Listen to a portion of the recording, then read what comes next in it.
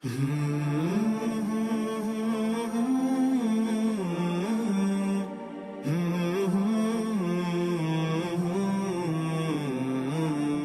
لله رب العالمين والصلاة والسلام على أشرف المرسلين نبينا محمد وعلى آلہ وصحبہ اجمعین اما بعد السلام علیکم ورحمۃ اللہ وبرکاتہ۔ جیسا کہ آپ کو معلوم ہوا ہے کہ ذی الحج کے دن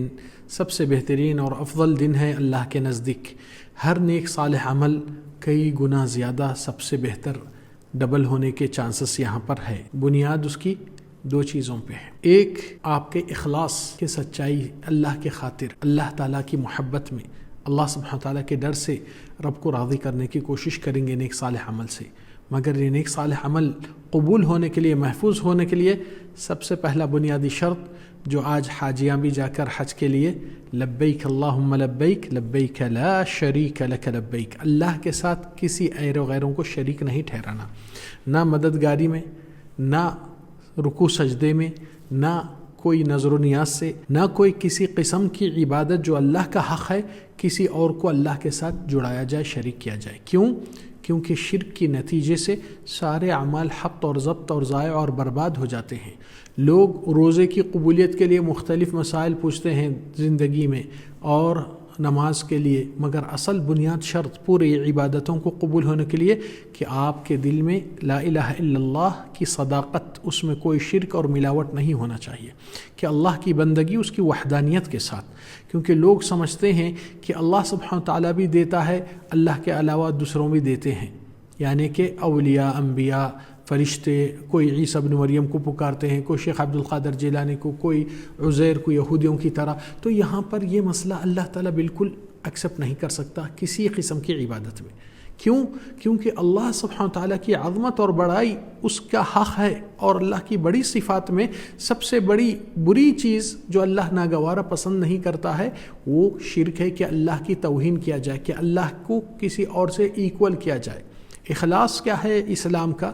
اللہ تعالیٰ فرمائے وَلَمْ يَكُنْ لَهُ كُفُوًا أَحَدٌ، سورہ اخلاص میں آپ دیکھ سکتے ہیں یہ بات کو۔ تو اس لیے سب سے پہلی چیز کسی قسم کی عبادت میں محنت، کوشش، تڑپ، جستجو کرنے سے پہلے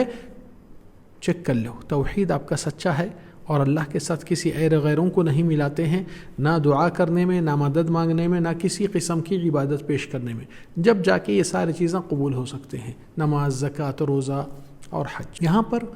سب سے پہلا معاملہ جو بنیادی لوگ غور کرنا چاہیے، نبی صلی اللہ علیہ وسلم کی حدیث ہے ما من ایام العمل الصالح فیہن احب من العشر، کوئی دن اس سے زیادہ افضل اور بہتر نہیں ہے یہ 10 دن سے، فاکثروا فیہن، تو نبی صلی اللہ علیہ وسلم ترغیب کیا دے رہے ہیں؟ تو اس دنوں میں تم زیادہ سے زیادہ من التحلیل والتحمید والتکبیر او کما قال علیہ الصلوۃ والسلام، تو اس دنوں میں تم زیادہ سے زیادہ تحلیل کس کو کہتے ہیں؟ لا الہ الا اللہ پڑھنے کو، پھر والتکبیر، تکبیر اللہ کی بڑائی، اللہ اکبر، کہ اللہ تعالیٰ ہماری زندگی کے ساری دولتوں سے اللہ تعالیٰ سبحانہ تعالیٰ بڑا ہے۔ اللہ تعالیٰ کا حکم آیا نماز کا تو دنیا کو پیچھے چھوڑ کر اللہ کی بڑائی میں اپنے آپ کو جڑا لینا، اسی وقت پہ، اسی ٹائم پہ۔ ایسا نہیں ہو سکتا زندگی میں کہ آپ اور ہم ایمان والے کہتے ہیں، اللہ کے سامنے بندگی کا عہد و پیمان دیتے ہیں، ایاک نعبد و ایاک نستعین، اللہ ہم تیری بات کرتے ہیں، تجھ سے ہی مدد چاہتے، پھر اللہ کے علاوہ غیروں سے مدد طلب کرنا اور اللہ کی بندگی میں صحیح طریقے سے ادا نہیں کرنا۔ تو یہاں پر سب سے پہلا مسئلہ جو ذی الحج کے دنوں کے اعمال صالحہ میں نبی صلی اللہ علیہ وسلم فرمائے کہ زیادہ سے زیادہ تحلیل، تحمید، تکبیر، تحمید یعنی الحمدللہ۔ تو یہ الفاظ ذکر الہی کے ہیں، مگر ذکر الہی دو چیزوں سے جڑا ہوا رہنا چاہیے۔ اللہ کی عظمت اور بڑائی نہیں کرتے ہوئے صرف زبان پہ رٹتے رہتے ہیں تو احساس انسان کا اللہ کی بڑائی کا کب دل میں اللہ کی عظمت بڑائی بڑھے گی؟ تو غافلوں کی طرح نہیں، بلکہ احساس کیجئے سبحان ربی الاعلی، سبحان ربی العظیم جو نماز میں پڑھتے ہیں، یاد کریے کہ اللہ کو ذات پاک مانتے ہیں آپ، اللہ تیری ذات پاک ہے۔ کس چیز سے پاک ہے؟ ہر کمی سے، ہر خامی سے، ہر کمزوری سے، ہر برائی سے، ہر نیگیٹو چیز سے، ہر شریک سے، یہ اللہ کی ذات پاک ہے، اللہ تیری ذات بلند ہے۔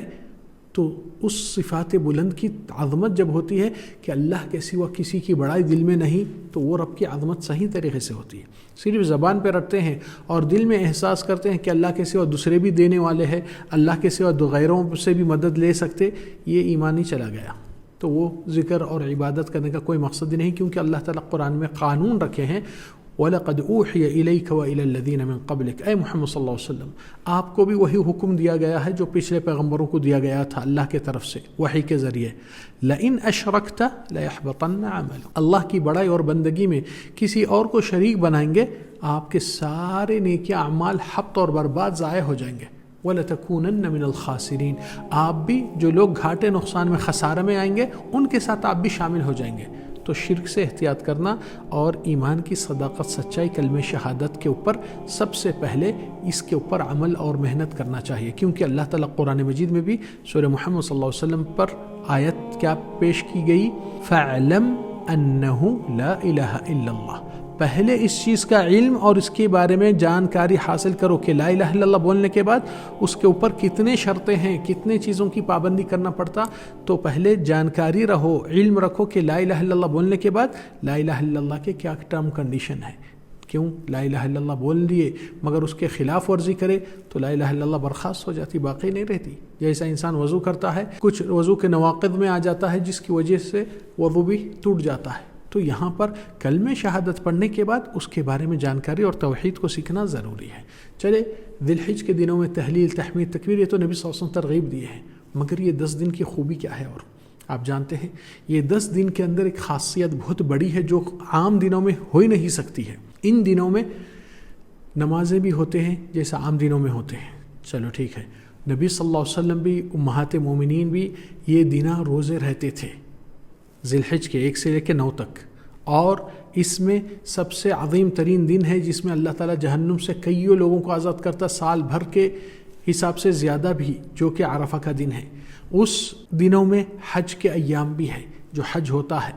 5واں اسلام کا رکن، یہ اس دنوں سے ہٹ کے کسی دن میں نہیں ہوتا ہے۔ پھر اس کے اندر قربانی بھی ہوتی ہے، پھر اس کے اندر آپ کو معلوم ہونا چاہیے کہ مال بھی خرچ ہوتا ہے، حج کو جانے والے بھی، خیرات صدقات کرنے والے بھی۔ پھر اس دنوں میں تو تقریباً اسلام کے بہت سے عبادات اسی دنوں میں اکٹھا ہوتے ہیں، اللہ کے گھر کا طواف، قربانی اور حج، اور بہت سے مناسک جو اللہ تعالیٰ فرمائے کہ وَأَذِّن فِي النَّاسِ بِالْحَجِّ يَأْتُوكَ رِجَالًا، اور اعلان کرو کہ حج کے لیے آنے کے لیے تو لوگ بے حساب ہر طرح سے، ہر جگہ سے اپنی اپنی کوشش جستجو کر کے اللہ کے رضا کے لیے آتے ہیں، اور وہ حج کی فریضت ادا کرنے کے لیے، اور اس کا نعرہ لبیک اللہم لبیک لبیک لا شریک لک لبیک، یہ سب سے بڑی کامیابی ہے۔ اللہ سبحانہ وتعالی ہم کو اور آپ کو اس دنوں کی صحیح عبادت اور اچھے اعمال کی توفیق عطا فرما۔ صلی اللہ وسلم علی نبینا محمد وعلی آلہ وصحبہ اجمعین۔ السلام علیکم ورحمۃ اللہ وبرکاتہ۔